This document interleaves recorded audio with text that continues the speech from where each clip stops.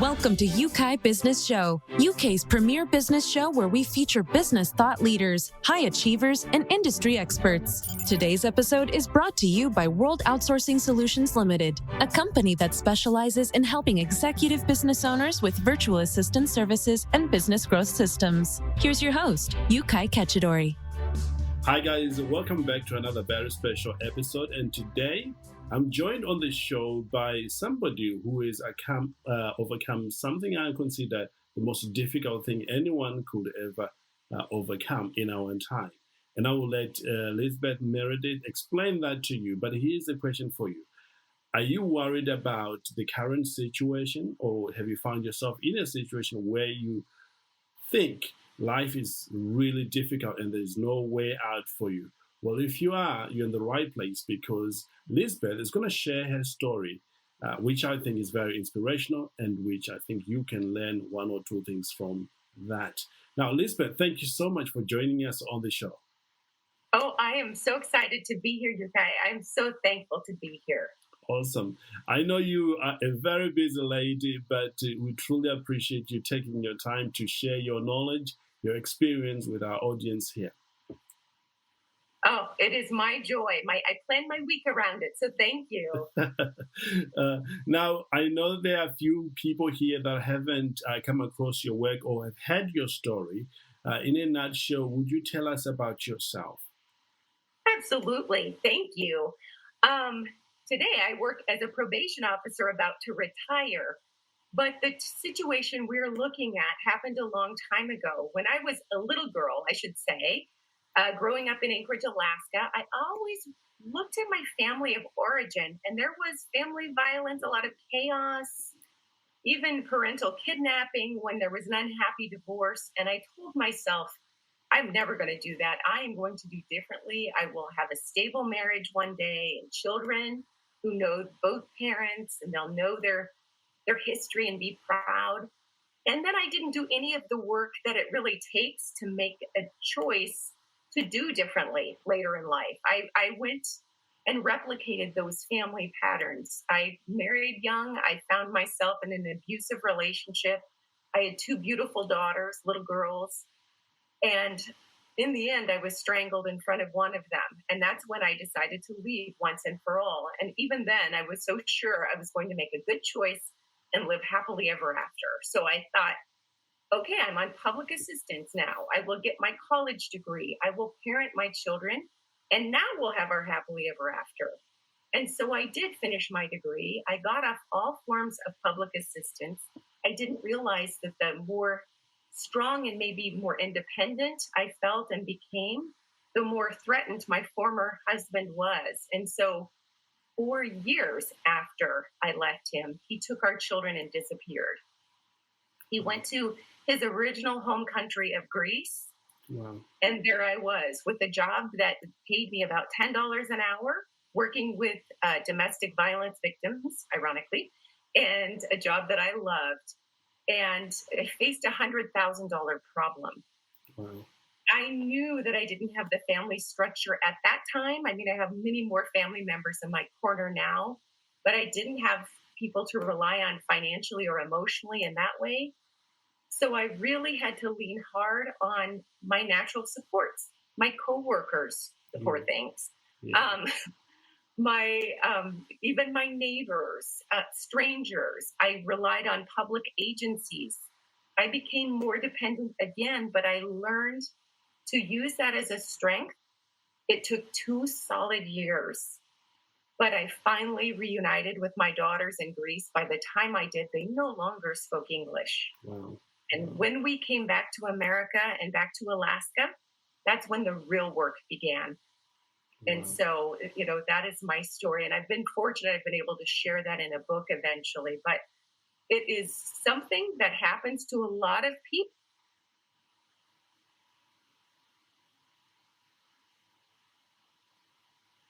Business. And so it's really important that we have these conversations. And I'm about to retire from years in probation of 2 decades. Yeah. But my next job starts right away, reaching out and having these conversations online with people about what happens in the home and how it impacts our communities and our work. Incredible. Lisbeth, one of the reasons we decided to have you on the show is because of the resilience it took you to go after your children, and really bring them home and even bring them to a place where they felt loved and the healing process began. It's a lot of work. And let's talk about resilience in our conversation here today. For business owners who perhaps right now, because of the pandemic, are finding it really difficult, what sort of lessons can we learn from your story of how you got to where you are today? Maybe we can start by mentioning one or two. Thank you. Well, I would love to. For me personally, back when I was working at the agency it was important that I understood the boundaries of work, that my work community was very supportive. They cared very much, but they also knew I cared very much about my job, that I would still show up on time unless I had something that was an unavoidable crisis, meaning an unavoidable appointment. My work didn't feel as though they had to satisfy all of my personal needs and allow me to always share about what was going on, because we had work to do. Yes. But that didn't mean they didn't create pockets of time where they would, coworker or a boss would check in with me to see how things were going. My work understood that I needed referrals to the right places to go for support, but that they were not that referral. They were not the people to solve my problem, yet they would do things to actively demonstrate that they were supportive when they were off company time. Awesome. They weren't pressured to do it, but they would do it. Awesome. I love how you recognize immediately, right, during those early years before you went on to after your children, that community was important, be it at work or family. And I guess it's the same thing for business owners who are finding life difficult at the moment. Yes, it is so true. We now more than ever need each other. Yes. And, whether a person is in an abusive relationship or not, it gets really hard in the world when we are isolated from one another. And so never before have we needed to bring our best selves as much as possible to work as during this worldwide pandemic. And so things that I learned then, such as small things like having a routine, even if I get to telework sometimes from home, getting up at the same time, getting my exercise, eating healthy foods, getting telecounseling, even therapy if I need to, via camera, whatever I need to do to bring my best self to work, because that's a relationship that to me is sacred. Yes. And so many people need that reassurance that everything is going to be okay. Yes. And one lesson I learned when I was going through my crisis, a friend of mine kind of took me to the side and said, look, you could obsess all day long and let your mind go wild on all the things that could happen. I used to think to myself,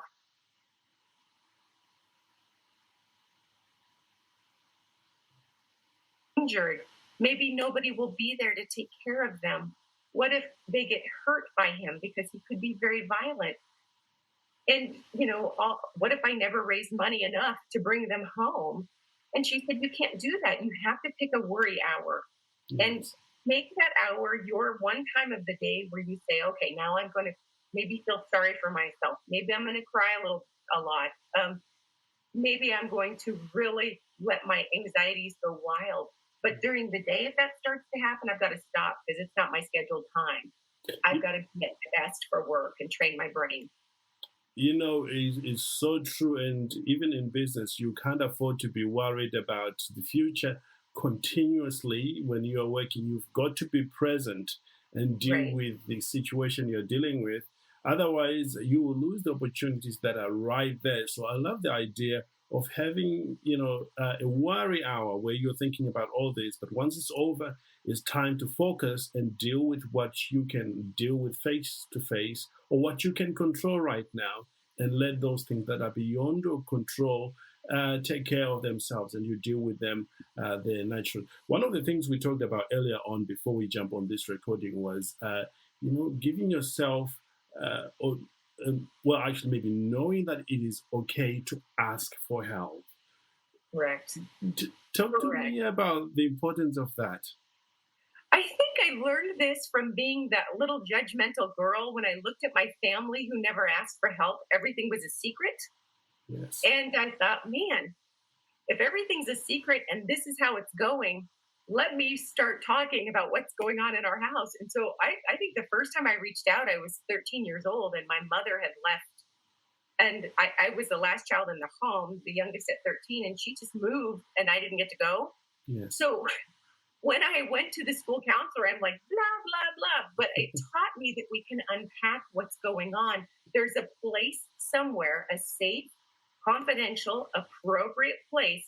The appropriate place is not constantly work, don't get me wrong, but we can find those safe supports and reach out to them. And by the same token, someday we can be that safe support for someone else.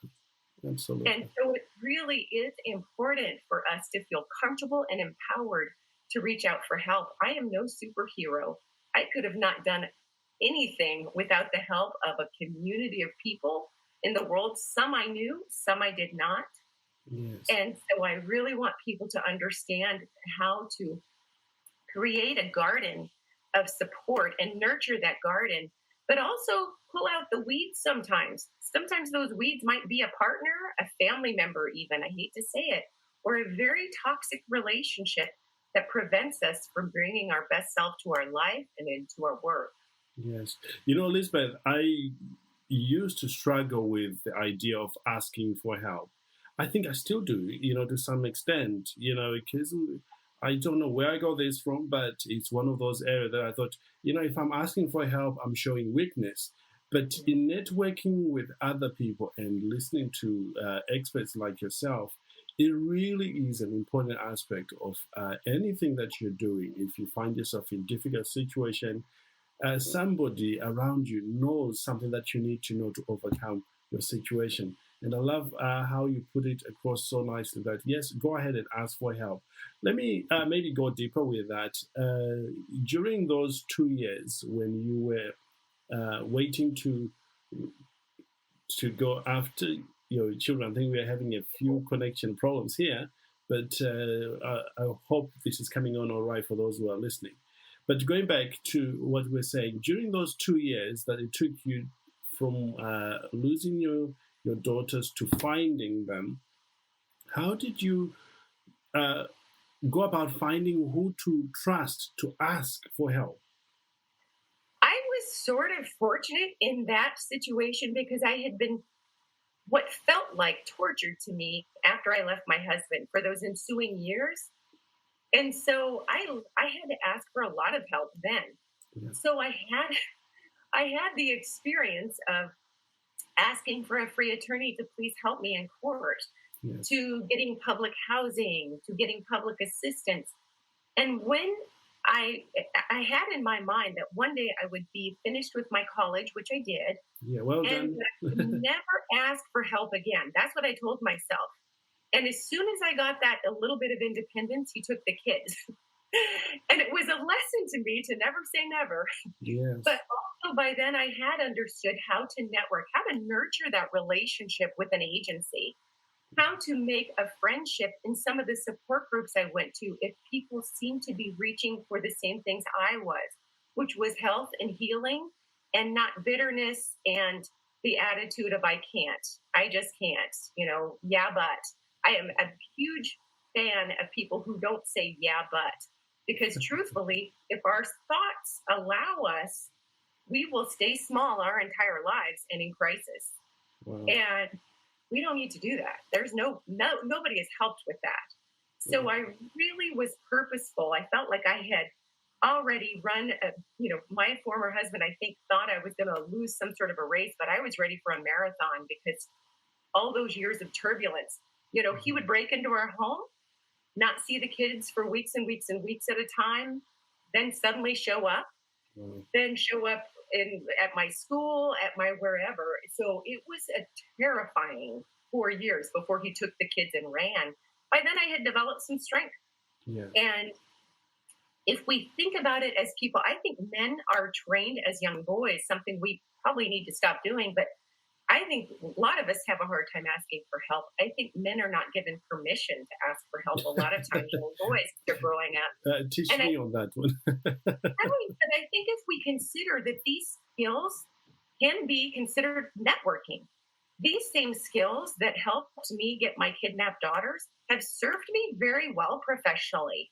Yeah. To be able to make a relationship and to be able to give back and remember to give back, to be able to share the lessons, to remember the structure that I implemented for myself.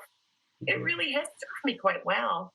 Yeah, you have an interesting story of this lady, I think it's an Italian lady, who helped you say, come on and live with me, come and stay with me. Talk to us about that. I think she is Greek, and she now lives in Italy. Yes. My friend Poppy, who hopefully will be able to watch this, and that she is one of the many miracles in this. I feel like one of the lessons I want people to understand when we go through crisis is there really is always someone just around who is trying to help or who would help if we ask them. I go to Greece to look for my children the first time after they were kidnapped. I did fail to bring them back home that first trip. But I met this young woman who worked in the law office. She was not being paid to work on my case. She was just another young woman, a lawyer. And she said, hey, come to lunch with me. And then the next thing I knew, she said, oh my goodness, why don't you come stay at my house? I have an extra room. It's not being used. I insist. And from that, now here we are. I am a very distrusting American sometimes when I meet strangers. This woman opened her heart. She said, come stay with me. People had said to me after my situation resolved, do you hate Greek people? Or are you mad at all men? Are you mad at... Of course not, because I married the wrong person. And there are a lot of people who unfortunately are abusive in life, but there are amazing, kind-hearted people as well. Poppy and I are still in regular contact as recently as yesterday. Wow. I was able to see her many years after she helped me, and she married and lives in Italy with 2 sons now, and unfortunately is going through her own very difficult situation. But this is a woman with a heart of gold who said, what do you need? How may I help? And it was just that kind of support that every day that I didn't want to wake up, I'd say, I can't disappoint Poppy. I can't disappoint this person. And I think that's one of the beauties of asking for help, is it's almost like we have accountability buddies also. Absolutely. Yeah, we thank God for people like Poppy, because they give you that sense of, there is good in humanity. And I feel like as business owners, we need to be in a place where we can trust others to help us, ask for help, and be prepared to receive it as well, because you create opportunity for those people to be a blessing to you. That is so correct. I totally agree with you. That is such an important lesson. Yes, yeah. Lizbeth, let's talk briefly about the journey of healing, because you going to Greece, bringing your daughters back home, that was just the beginning. But the challenge was was after that. Talk to us about that. The real challenge started the day that we got home, because I didn't realize how much I was impacted. And so here I have very obviously traumatized children. They were barely speaking English. Yes, were they excited to be home? Yes, they were excited to come home eventually. It was a long journey to get here. We had different stopovers, one in Turkey, which I love the memory of now. But when we got home, I started coming unspun myself and having nightmares and shock reactions and post-traumatic stress disorder. And I think you'll see that a lot of times people, when they go through a traumatic event, they have that experience. Started seeing things. I really started coming unstitched. And so my poor children needed the best possible mother ever to provide structure and love and bring them to appointments and help them with their schooling and to make sense of the new world. They'd just been pulled out of Greece, which is a beautiful country, but they weren't living in a beautiful way. So now suddenly they're here again, having to quickly learn the language, quickly go back to school. And I was not my best self. So I needed to go to therapy. The girls went to play therapy. They were very young and they did not have good language skills at the moment. They sure were adorable and they spoke with very thick, lovely accents for a while. But it took a good period of time. We were also exceptionally broke, destitute. We had no money, but I would never ask for more money at that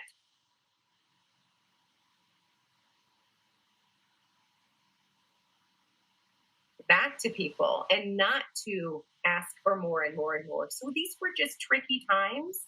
But again, we had wonderful neighbors. The girls had eventually a good school. We had the, community mental health therapy.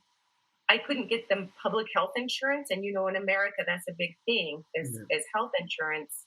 No one would insure them for several years because there was no guarantee what they'd been exposed to health-wise.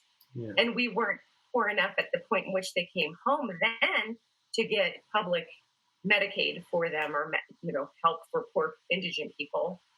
So those were some rough years. Yes. My former husband sued me through federal courts about a year and a half after we got home and he lost. But it was just rough. It took a long time. And this was before trauma-informed care, that principle where people would say, if somebody's going through something, or if someone's behaving very ugly, what happened to you? What happened to you? Mm-hmm. Back then, we were more at a time of what's wrong with you? Yes. And I wanted to be old school love with my children and say, look, you don't know how lucky you have it. All these people donated to help you come home. Yes. Not realizing that was his own pressure. That they did not need that from me. They needed love and understanding. They needed for me to be more calm. And it was rough for them dealing with me. It was. Yeah. Well, you have overcome a great deal, Lizbeth. I cannot, overemphasize that, because if you can overcome that, and business owners here certainly will be able to overcome anything that comes their way. One of the things that seemed to stand out for me is you had a certain mindset right from the beginning of how you were going to get your kids back despite all the difficulties which was ahead of you, and how you were going to manage the whole situation once you're back. Would you share with our audience how, what your mindset was and what they ought to have when they're going through a difficult time? Yes, I absolutely will. And feel free to interrupt me if I'm on the wrong track at all. But one thing that was important was I had a vision for how I believed things could and would be. Yes. And I tried to cut people out or distance myself from people who would tell me I was doing the impossible. A couple of people did mention, like, hello, you could have other kids. You're really young now. You should probably give up. But I refused to listen to negative messages. I also refused to allow myself to wallow in them because, like I said, it's important to structure our time. So going to work was kind of a sacred escape from some of what was going on. I could bring my skills to benefit other people as much as possible. And so I still had a place on the earth where I wasn't just with my hand out constantly. And sometimes I did feel very self-conscious about being the person who needed. I really tried to hold as much as possible to that worry hour and just say, okay, here is where I fall apart. There is a space for me to fall apart. Mm-hmm. I don't need to deny my feelings or pretend my life is wonderful, but I need to have a spot where this happens. Yeah. So I stay strong, keep eating well, keep exercising, keep trying to have mutual relationships. I failed at that sometimes. I could be very self-involved, as people in crisis can be. Yeah. You've ever met someone who just takes hostage every conversation and tells you about their bad situation? I tried not to be that person too much. Yes. Yep. Getting help, what I would say is going to support groups, even online or Facebook groups during this difficult time, can be useful, or networking in professional groups.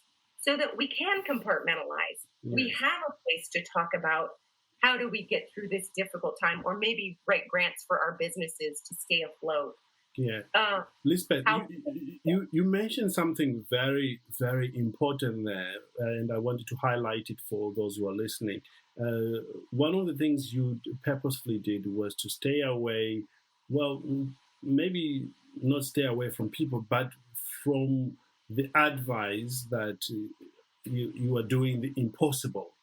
Right. And, some well-meaning, well-thought, I am sure, when they were saying you can have other kids, but this wasn't what you wanted. So you stayed the path. You avoided that information coming in, and you found a peer group that supported you. I think is so, so important in any situation for that matter. Thank you. And I do so agree for all of us as professionals too. Mhm. I don't think it's raw talent that helps people be successful. I don't think it's always privilege or good connections or even education. I truly believe it's persistence. But to feed your persistence, you need to have that vision and surround yourself with people who support that vision. Yes. And who, it's good to take feedback and to consider other perspectives. I don't mean to only surround yourself with like-minded thinkers, but if you have some passion in your heart that you know is the right thing, keep moving forward toward that, and know that it may take a lot of different what looks like failures before we get to the place where we can share those and inspire others. Yes. Outstanding. Well, we're coming toward the end of our time, but you have a lot of things to share, and I know you've written a wonderful book as well.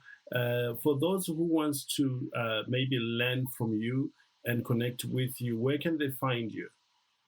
I would, and thank you for saying that. I would love to be contacted. I'm at lameredith.com. That's my website, and I have a newsletter. I have what's called Persistence University that I'm starting to open up in mid-October on Teachable. And there will be my first course. I already have a freebie for authors on how to get more online book reviews. But my first regular course is going to be on when push comes to shove, how to stay safe and sane and say the right thing when supporting someone you care about who's being abused. Actually, not all of that is in the title. That was a little wordy, but you get the point. That's opening soon in mid-October, and I've got a couple of Facebook Lives and webinars now to get people ready for that conversation. How can we help? We know that domestic violence costs businesses a lot of money in lost work wages and medical expenses. So how can we do the best that we can to keep business running and make the right referrals and say the correct things? Yes, outstanding. And also, what social network handles can they use to reach out to you? Well, I am on Facebook, and I'm also on Twitter and LinkedIn. Okay. And so I can send you the links, but I have an author Facebook page. If a person just Googles my name, Lizbeth Meredith, Facebook author, it'll come up. And again, on Twitter.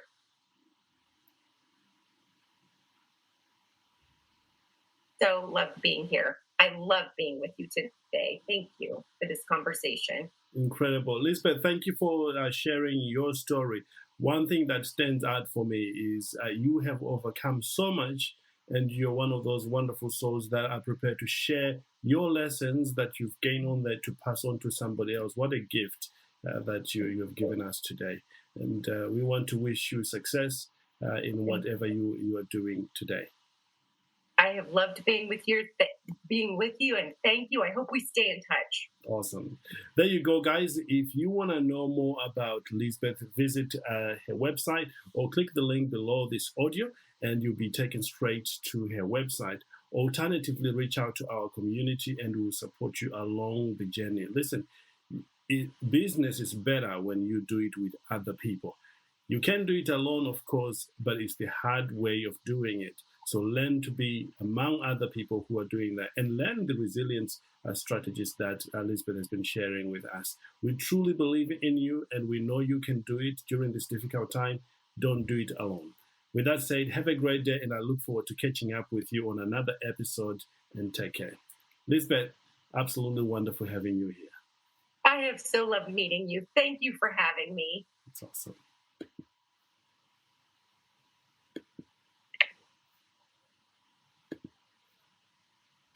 Thank you for listening to Yeukai Business Show. We will be back to bring you more episodes with success stories and advice straight from the experts.